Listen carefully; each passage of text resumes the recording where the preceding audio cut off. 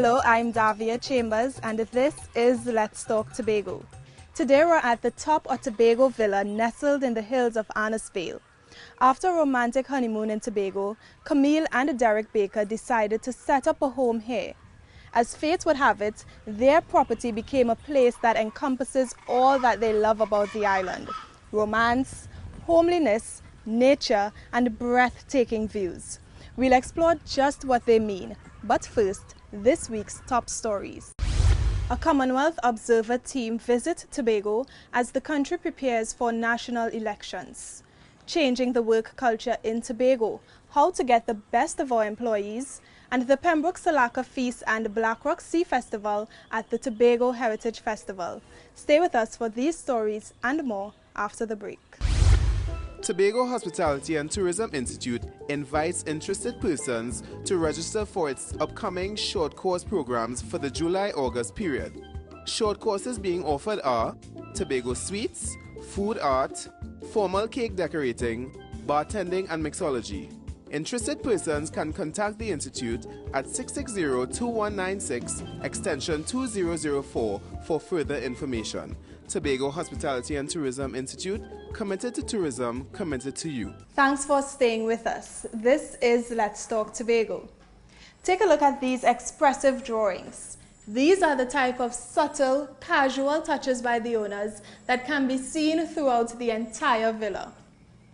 Now, in just under a month, this country will vote for a new government, and as part of those preparations, an impartial 3-member team visited this island. It's one of many stops they made to institutions that will be impacted by those results. Here's more on the nature of their visit from Omadara Mills. An election is a democratic process, but it helps greatly when it's signed off on as free and fair by independent observers. The Prime Minister invited regional and international observers to monitor the September 7th polls, and it's in this vein a pre-electoral assessment team from the Commonwealth Secretariat visited various institutions that will be affected by the elections. One is at the Tobago House of Assembly. The Secretary General sends a team to determine whether the ground is favorable for the deployment of a Commonwealth Observer Group, whether the Commonwealth observers would be welcome, and to also get a sense that the Commonwealth observers would have the necessary access to the electoral process, polling stations, counting stations, and to also explain how the Commonwealth observers would operate. Their visit also allowed them to understand that Tobagonians vote for 2 people who will represent the island in the House of Representatives. The Chief Secretary heads the administration in Tobago, an important part of the two-island nation.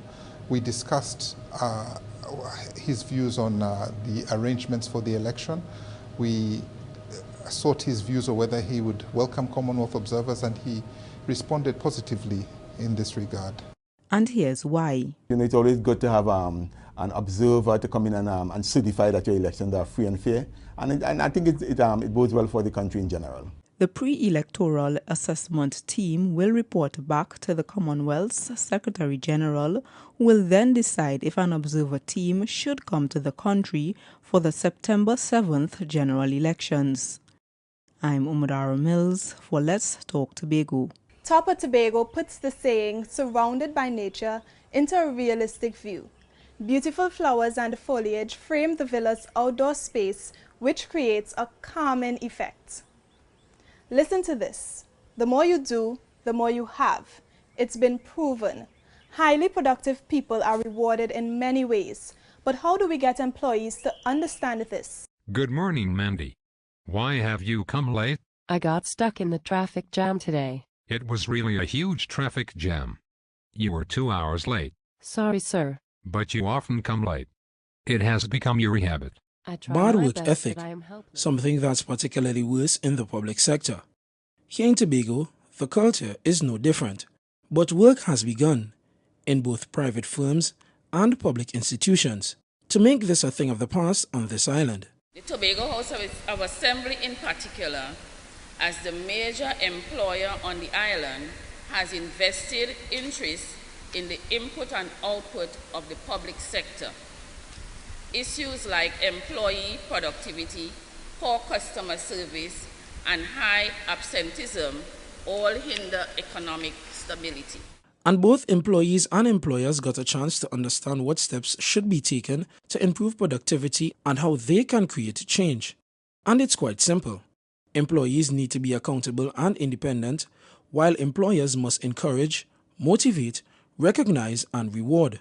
Productivity and reform, especially in the public sphere and in the areas affected by politics, for me always comes down to the individual. What are you prepared to do? Because we're always ready to point to the politicians, to the administrators, to the leaders and say, okay, you have to change this. But then, you know, the public service, for those of us who are part of the public service, is us. And reform is going to be about us and the choices that we make. And this seminar was timely because the island wants to achieve its goal of increasing its level of competitiveness as outlined in the Comprehensive Economic Development Plan 2013 to 2017. We hope it will offer some degree of or provide for some degree of self-evaluation of where we are, what we have achieved thus far, and where do we really want to go.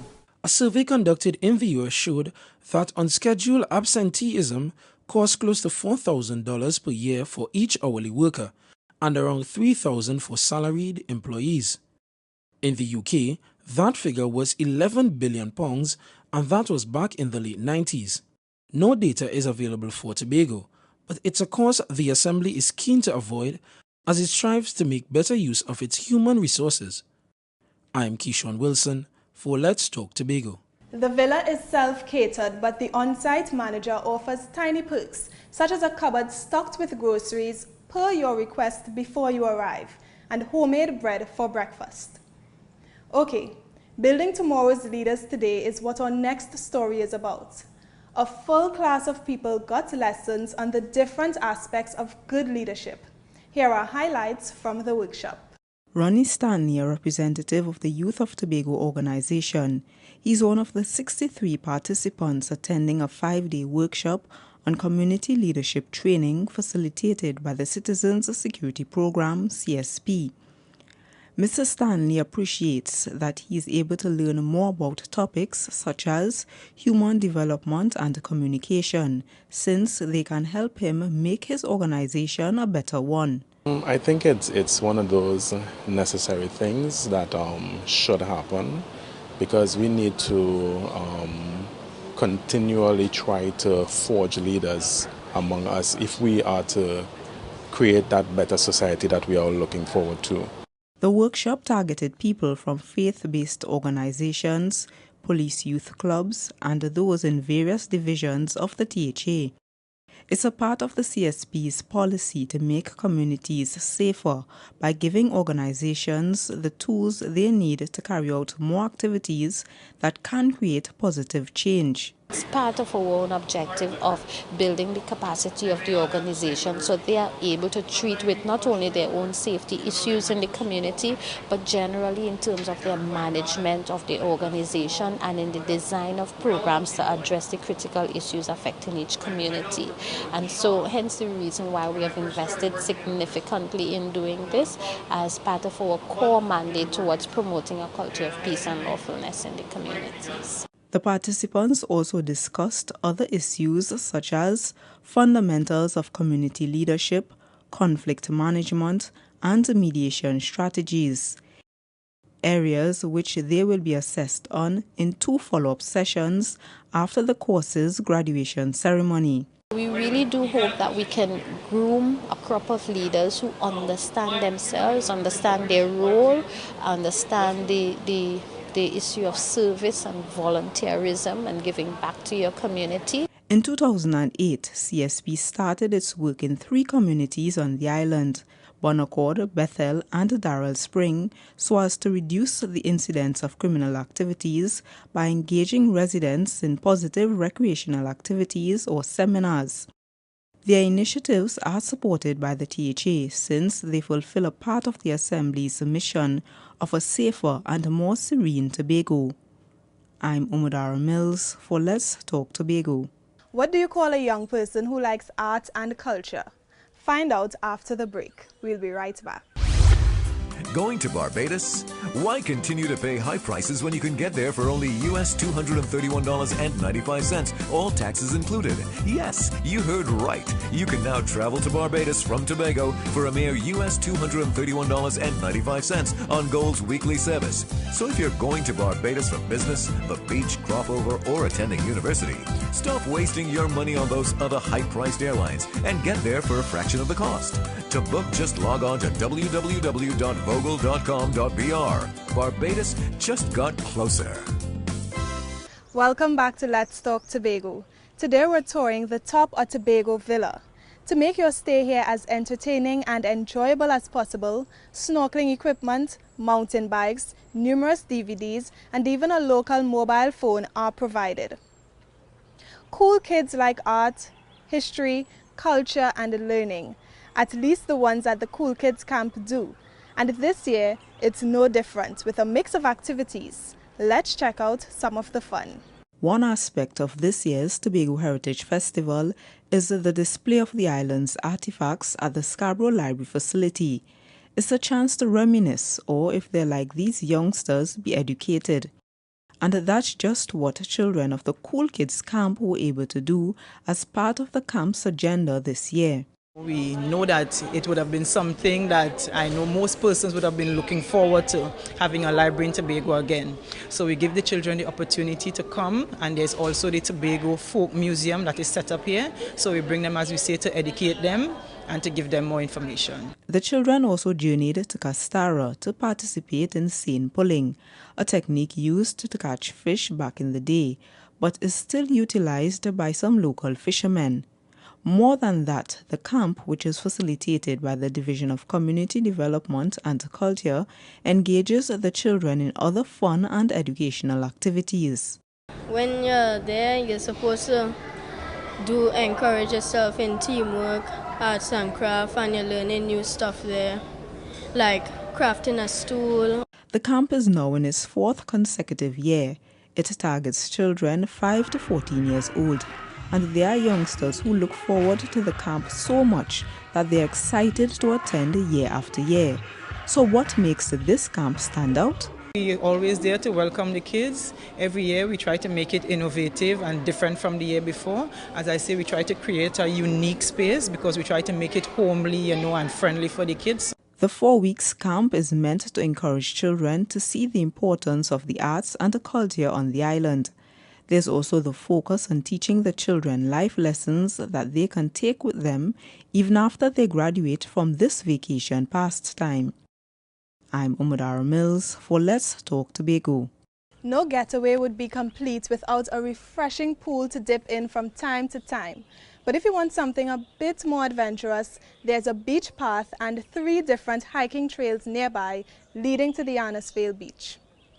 The 17th century, a very long time ago.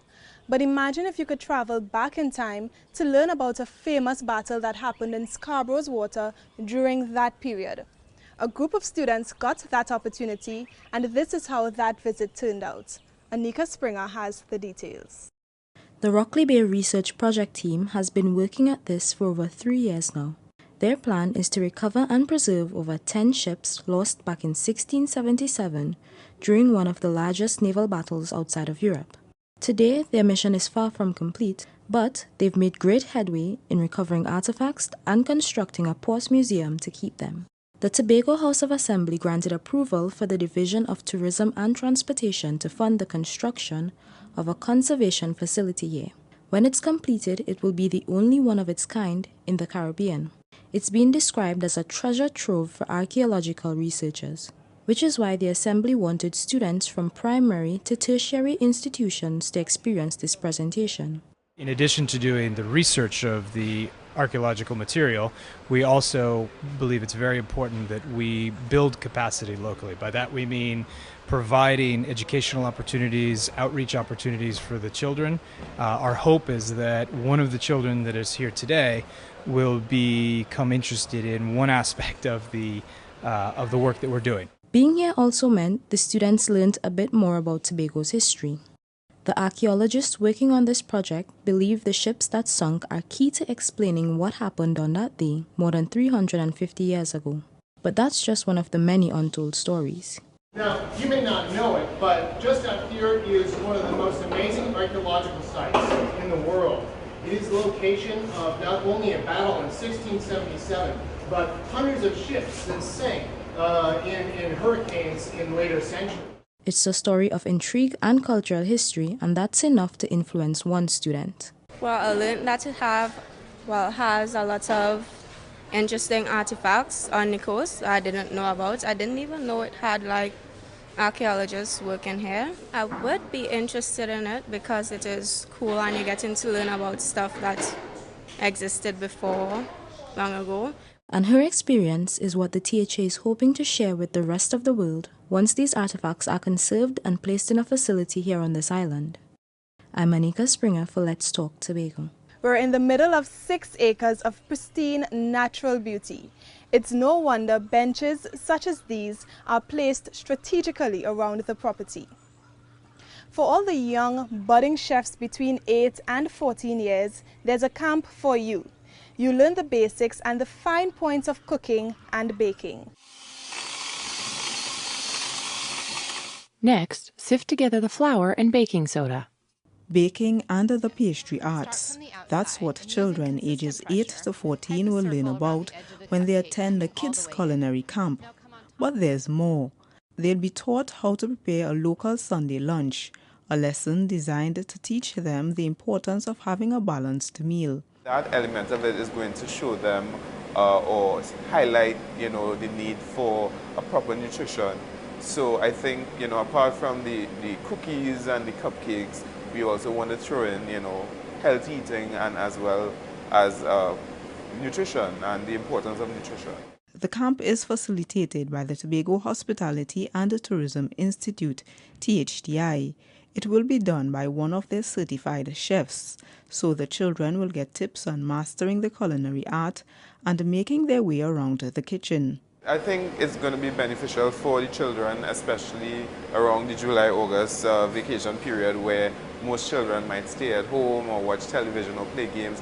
It's not only fun, but it's also educational. The 3-day event is in keeping with THTI's agenda to get more people interested in the baking and culinary industries. The camp will take place in August, and anyone interested can contact THTI at 660-2196. It's a chance to expose children to an industry that contributes to the island's economic development. I'm Umadara Mills for Let's Talk Tobago. 25 years of community service has made all the difference. We'll tell you more when we return. Stay with us.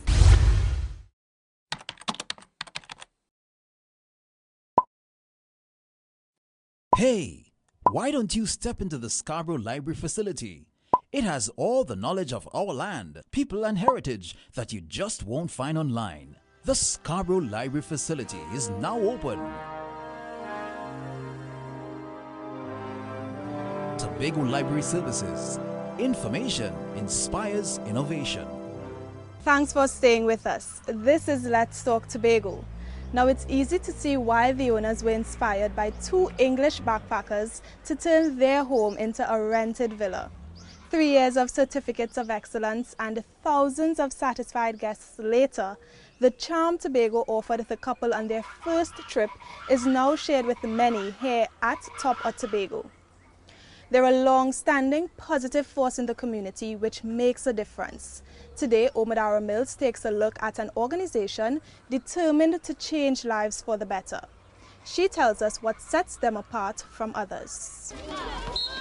This is an event that's taking place for about 18 years. Another sporting event that the Roxborough Police Youth Club is known for is its night netball competition, which started about 3 years ago. These are 2 activities which allowed the club to be the only Tobago community-based organization to receive the award for sports and recreation at the Ministry of Community Development's Community Hero Awards ceremony. Both competitions are striving to allow youths, both male and female, to use their leisure time wisely so they wouldn't fall prey to social ills in the community. The club is engaged in other community enhancement activities such as music and dance camps, community cleanups, and a YAM Youth Against Marijuana project. Activities which got the club's president a community service award from the ministry. We would see that it's not going unrecognized that we are doing work that's sustainable to the environment, to the communities, to persons within the community, to our youths. The club has just about 100 members who come from different communities around the island. With such a wide scope, the projects it puts on are meant to serve all Tobagonians, regardless of their location. The club's activities are supported by the THA. One such is a night football, which the Department of Sport helps to sponsor. The club also got the Community Sporting Award at the 2015 THA Sport Awards. The honors signal the importance that this organization continues to play in the social development of the island. I'm Umudara Mills for Let's Talk Tobago. As a prime wedding location, this property can accommodate an entire wedding party with its spacious main villa and 3 private cabanas, each with its own patio and unique view. Food is a significant part of most cultures, and here in Tobago, for this year's Tobago Heritage Festival, the Pembroke and Blackrock villages had a show in tradition. More on these festivities from Caroline Wallace. I can't see how we could be so calm about the way Theodore treating we. He is just the owner of the estate. He and God. Pembroke's depiction of a theme, ungrateful nor prosper, is a celebration of the work of their ancestors, which told the story of elders grappling with the issue of oppression. Theirs, though, was not at the hands of European slave owners, but black landowners. Boy, when you're big, you're large. Everybody in the village depends on the cocoa estate to make a living. We can't fight him. We can't leave the shore for the onshore. We can't change the world. You must say that. You get it sweetened at the stick. Use the butler. No, you are saying it wrong. It's the butler. Or they're just jealous. The stage production continued with the rituals of the area.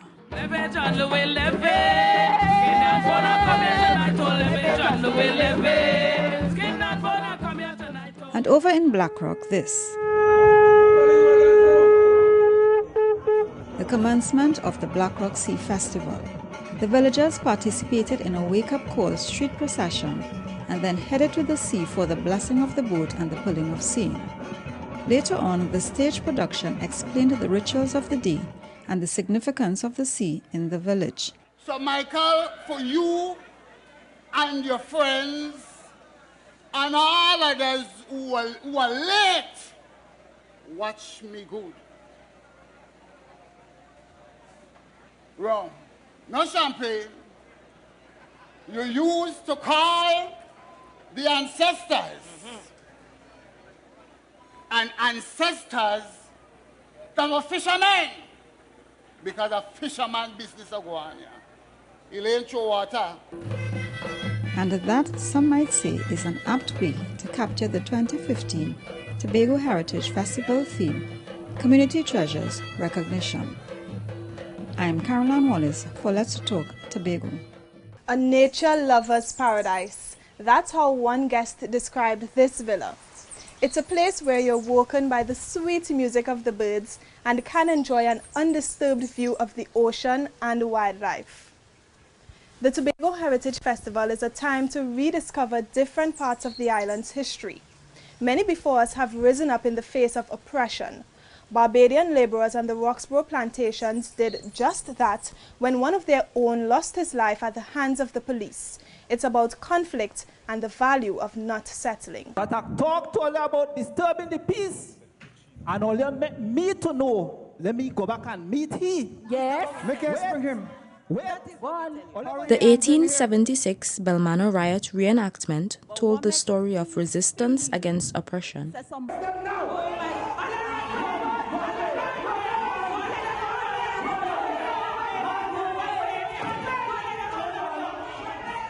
It was the way the workers of the cocoa estate gained autonomy for the island at that time. They protested poor working conditions fearlessly. It's my business to keep the peace. And right now, all you're disturbing the peace. Disturbing what peace? Lord, all you see provocation this hour of the day, yeah? Yes. True, girl, true.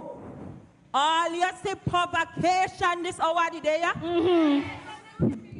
Woman, so what you telling me that I provoking you? Yes.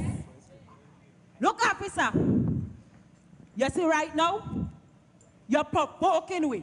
Of course. So if you know what good for you, you better go right back up a station go meet Bellmana. The workers didn't cower to those in authority when they were attacked. If a Bellmana send all you better go right back go look beat him before you get what you're looking for. Go back before all you get just what you're looking for. Yes. All right. For some time now, I have been observing you all. Yes. As you carry on with your fight for what you call justice. Yes. What do you mean by that? Yes. What do you mean by that? And when one of their own was shot, they got angry and sought him out. We want Bellmana.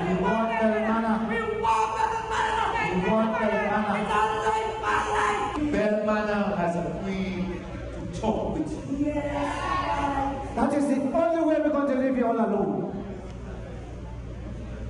Bellmana.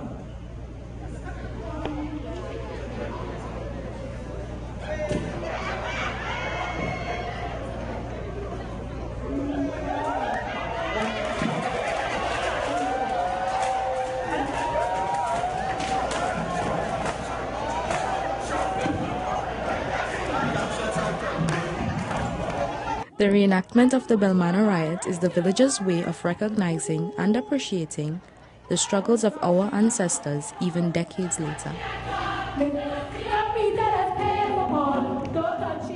I'm Anika Springer for Let's Talk Tobago. Now it's time for you, our viewers, to have your say. Our public transportation system has been in crisis for a number of years. Many without private cars or any other option have been hindered by this. But the THA plans to make strides in this area. The Assembly intends to buy 25 buses to add to the current fleet. So a question to you this week is, how do you feel about this decision, which is expected to boost Tobago's public transport system? This is what you said. That would be something good for Tobago because we really need transport because they have a lot of defected buses and people are stranded on the road. It's not a bad idea in getting 25 buses, but I hope there are proper buses that will work properly and to be able that people like me not going to be suffering to get a bus when I need one. I think it's good because right now we don't have so much of buses in Tobago, so I think it's really good. Well, it seems that we have a lack of buses right now. I think that is a very great initiative. That is a real good thing about them 25 buses, but the thing right now is way up in the buses on them. It's a good idea to bring in tourism and it makes sense, you know, and Tobago will be improved. Well, it's a good idea. Honestly, it's a very good idea for the persons living in the countryside who don't have transportation. And that's how we bring this week's edition of Let's Talk Tobago to a close. Remember, you can send us your comments or queries on anything you've seen in this program to information@tha.gov.tt, or you can even visit us at www.tha.gov.tt. Like us on Facebook and subscribe to our YouTube channel. I'm Davia Chambers, and on behalf of all of us at the Department of Information, have a safe and enjoyable week. As we go, we want to leave you with a bit more from this year's Tobago Heritage Festival.